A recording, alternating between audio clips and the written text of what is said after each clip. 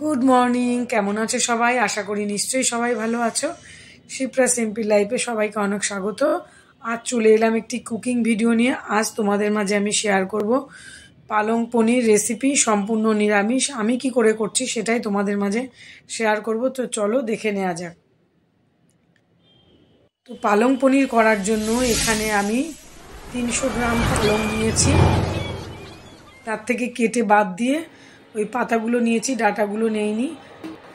200 গ্রাম হবে হয়তো। তারপর গরম জল বসিয়ে দিয়েছি। পালং শাকটাকে জলে একটু সেদ্ধ করে নেব নুন দিয়ে।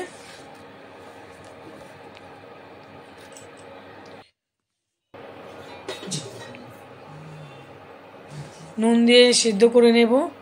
তারপর বেশ 5 মিনিটের জন্য হতে দেব। তারপর গরম জল থেকে তুলে ওটাকে ভালো করে ধুয়ে নিয়েছি। এবার মিক্সিতে আমি শাকটাকে ভালো করে চিপে নিয়েছি। আর দিলাম একটু জিরে, পরিমাণ মতন গোটা জিরে, গোটা কাঁচা লঙ্কা দিয়ে দিয়েছি, একটু আদা, সব আন্দাজ করে। আমার 100 গ্রাম পনির দিয়ে আমি করেছি। আর নিয়েছি গোটা গরম মশলা, লবঙ্গ, দারচিনি, অল্প করে টমেটো,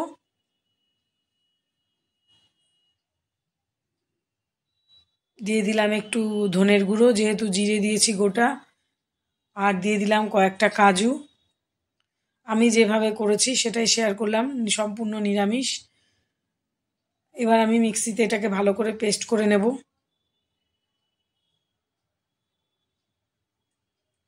আর দিয়ে দিয়েছি খানিকটা ধনেপাতা। তোমরা যদি মনে করো ধনেপাতা দেবে না, সেটা নাও দিতে পারো। তো আমি একটু ধনেপাতা দিলাম। দিয়ে পেস্ট করে নিয়েছি। কড়াই বসিয়ে দিয়েছি। পরিমাণ মতন তেল দিয়ে দিলাম। তেলটা গরম হওয়ার অপেক্ষায়।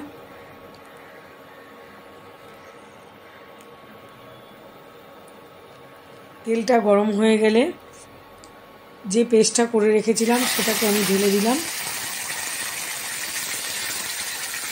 এই টাইমে লো ফ্লেমে রাখতে হবে। পুরো এটা ঢেলে দিলাম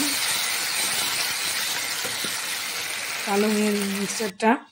তারপর এখানে পরিমাণ মতো নুন দিয়ে দেবো, চিনি দিয়ে দেবো, আর দেবো কাশ্মীরি লঙ্কার গুঁড়ো একটুখানি। নাও দিতে পারো তোমরা যদি মনে করো দেবে না, তবে আমি দিয়েছি। একটু গরম মশলা, সব পরপর করে দিতে থাকবো। প্রথমে নুন দিয়ে দিলাম, একটু চিনি দিলাম। চিনিটা যদি মনে করো বেশি খাবে দিতে পারো। আমি স্বাদের ব্যালেন্সের জন্য দিয়েছি। একটু গরম মশলা গুঁড়ো দিয়েছি সানরাইজের, একটু কাশ্মীরি লঙ্কার গুঁড়ো দিলাম।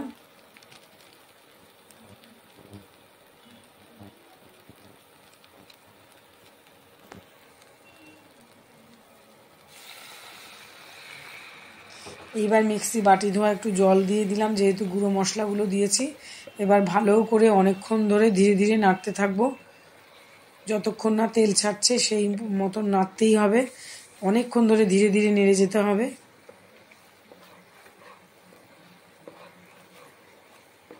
ভালো করে কষানো হয়ে গেলে পরিমাণ মতন জল দিয়ে পনিরগুলো দিয়ে দেবো। পনিরটা আগে ভাজার প্রয়োজন নেই। যদি মনে করো হালকা ভাজতে পারো, তবে আমি না ভেজে ইউজ করেছি, এটাই ভালো লাগে। তাহলে পনিরটা নরম থাকে। আর যদি ভাজতে চাও তাহলে একটু হালকা ভেজে নিলেই চলবে, তবে আমার না ভেজেই ভালো লাগে বেশি। অপূর্ব হয় এভাবে খেতে। ভালো করে কষা প্রায় হয়ে গেছে। এবার যে আমি পনিরটা রেখেছিলাম, এবার পনিরটা আমি দিয়ে দিলাম। পনিরটা দিয়ে আরেকটু ভালো করে কষতে থাকবো।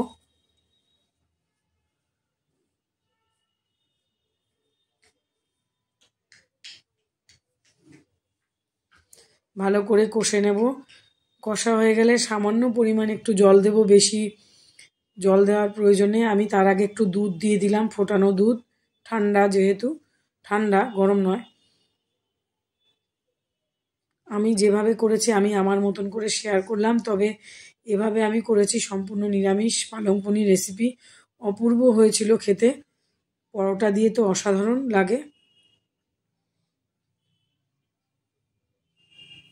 এইবার দুধটা দিয়ে দিয়েছি। এবার অল্প করে একটু জল দিয়ে দিলাম, কারণ এটা পাতলা হবে না, ঘনই হবে।